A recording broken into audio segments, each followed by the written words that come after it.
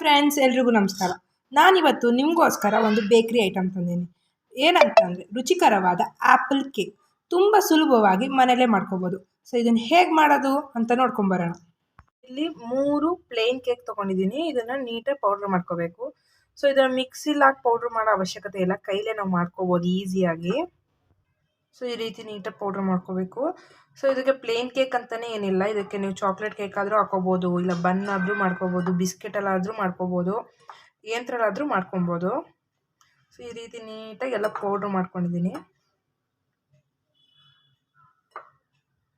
So ಈಗ ನಾನಿಲ್ಲಿ ಒಲೆ ಮೇಲೆ ಪಾತ್ರೆ ಇಟ್ಕೊಂಡು 1 ಕಪ್ಪು ಸಕ್ಕರೆಗೆ ಅರ್ಧ ಲೋಟ ನೀರು ಹಾಕೊಳ್ತೀನಿ. ಸೊ ಇವಾಗ ಅದು ಪಾಕ ಆಗೋವರೆಗೂ ನಾವು ವೆಯ್ಟ್ ಮಾಡಬೇಕು. ಸೊ ಇಲ್ಲಿ ಪಾಕ ರೆಡಿಯಾಗಿದೆ. ಸೊ ಇವಾಗ ನಾನಿಲ್ಲಿ ಸ್ಟವ್ ಆಫ್ ಮಾಡಿಕೊಂಡು ಇದಕ್ಕೆ 2 ಸ್ಪೂನ್ ಅಷ್ಟು ನಾನು ಕೋಕೋ ಪೌಡರ್ ಹಾಕೋತೀನಿ. ಇದಕ್ಕೆ ಒಂದು 4 ರಿಂದ 5 ಟೀ ಸ್ಪೂನ್ ಅಷ್ಟು ಹಾಲಿನ ಪುಡಿ ಹಾಕ್ಕೊಳ್ತೀನಿ.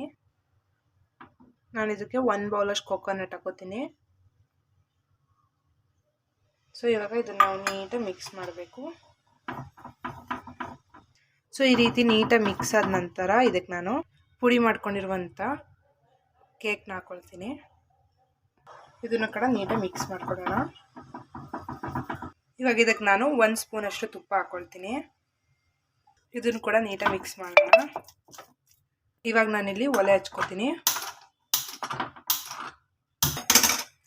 ಸೊ ಇದು ಪಾತ್ರೆಗೆ ಬಿಡೋವರೆಗೂ ಅಂಟ್ಕೋಬಾರ್ದು, ಪಾತ್ರೆಗೆ ಅಲ್ಲಿವರೆಗೂ ಇದನ್ನು ನೀಟಾಗಿ ನಾವು ಫ್ರೈ ಮಾಡ್ಕೊಳ್ಬೇಕು. ಸೊ ಇವಾಗ ನಾನು ಆಫ್ ಮಾಡಿಕೊಂಡು ಇದನ್ನು ಇಳಿಸ್ಕೊತೀನಿ. ಒಂದು 1/2 ಅವರ್ ಇದು ಆರಬೇಕು. ಸೊ ನಾನು ಇದನ್ನು ಹಿಂಗೆ ಬಿಡ್ತೀನಿ ಆರಕ್ಕೆ. ಆರಿದೆ, ಇವಾಗ ಒಂದು 10 ಮಿನಿಟ್ಸ್ ಬಿಟ್ಟಿದೆ.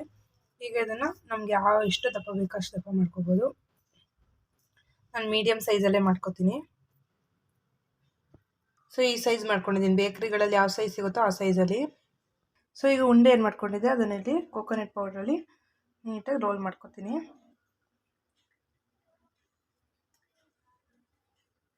ಸೊ ರೆಡಿ ಆಗಿದೆ. ಇವಾಗ ಇದನ್ನು ಸರ್ವ್ ಮಾಡ್ಕೊಳ್ಳೋಣ.